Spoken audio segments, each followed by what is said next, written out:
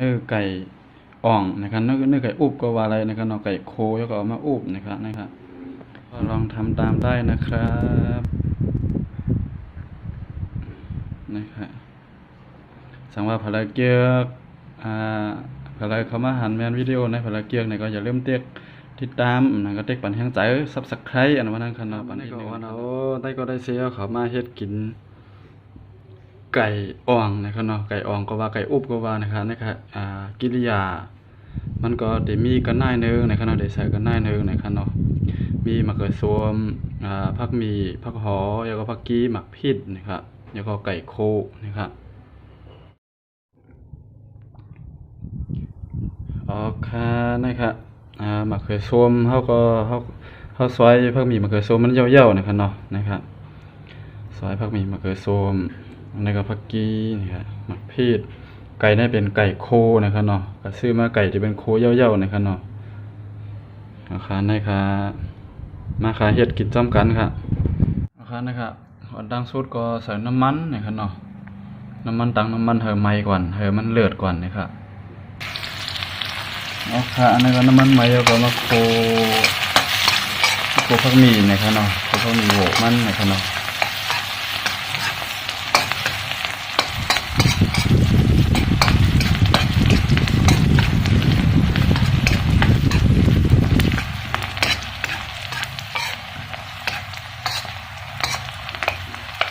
โคผักหมี่มันหอมๆนะครับนะครับผักหมี่มันจำหอมแล้วจำสุกแล้วก็ใส่มีหอนะครับ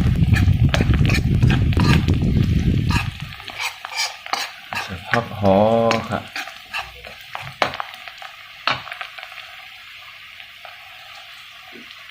ใส่ผักหอแล้วก็ข้าได้ใส่มีนอีกนึงนะครับ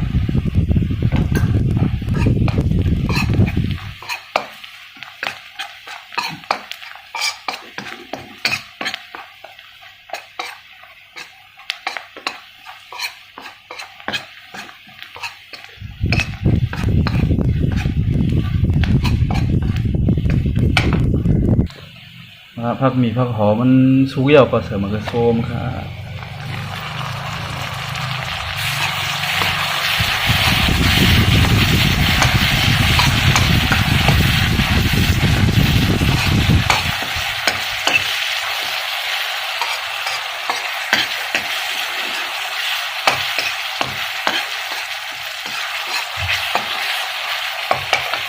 ใส่มะเขือส้มแล้วก็ข้าได้ใส่สีมันอีกนึงนะครับเนาะใส่สี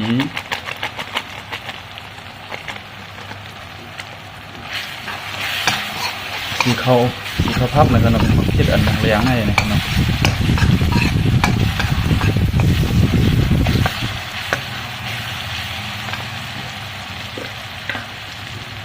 แล้วก็ใส่เกลือครับแล้วก็ของหวานครับของหวานก็น่ามันด้วยครับ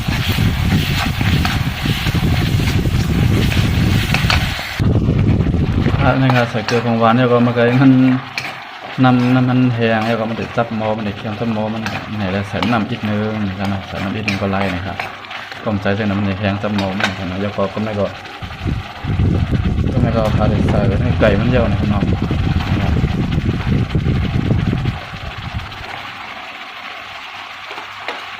เนื้อไก่แล้วก็ใส่หมักพริกไม่เป็นหมักพริกแห้งครับเดี๋ยวหอมอีกนึงนะครับ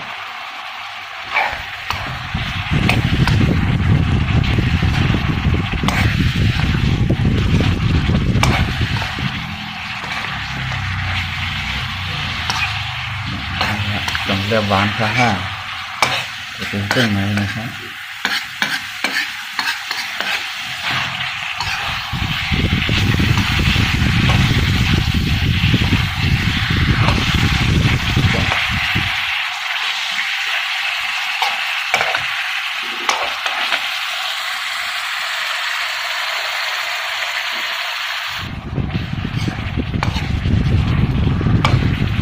นะครับว่าอุ้ยไว้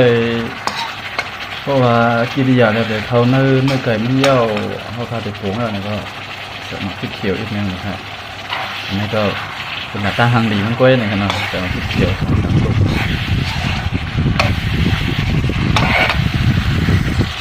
นะครับใส่มาพริกเขียวแล้วก็ใส่ข้าวกี้นะครับใส่ผงนะครับ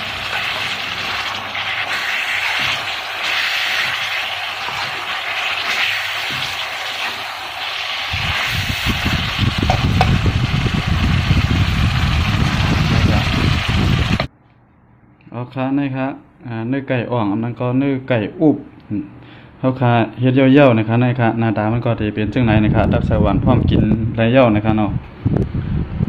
สั่งว่าภารกิจกินนี่ก็เฮ็ดกินจ้ำไรนะครับเฮ็ดง่ายๆกว่านี้นะครับเนาะไก่ก็เฮาค่ะก็ซื้อไก่โคมาเฮ็ดเอาก็ไล่นั้นก็ใครเอาไก่ไก่อำโคก็ไล่นะครับเนาะนี่ก็เฮ็ดง่ายๆเฮ็ดกินง่ายๆกว่านี้นะครับเนาะนะครับหน้าตามันก็สิเป็นจังไดนะครับเนาะคุณสังว่าได้ก็ได้เสียว่าเขามาหันแม่นเงาฟังเสียงวิดีโออันไหนเพราะว่าจังไหนจึงสังว่าหันแม่นว่ามันมีพรดีมีบุญมีพรดีบุญได้ก็ได้เสียพ่อแม่พี่น้องเขาอยู่เพราะว่าจังไหนจึงอย่าลืมเตียกปันแห้งใจอันนั้นก็ดีความไทยห้องว่าติดตามอันนั้นก็ Subscribe อันว่านั่นคั่นเนาะยาวก็มาเดี๋ยวก็คนติดตามปันแห้งใจเขาก็มี2ปากไปเอานะครับยินดียินชมกูก็กูก้นที่เขามาปันแห้งใจเขานะครับเนาะเอาค่ะนะครับมาสูงกูก็กูก้นค่ะ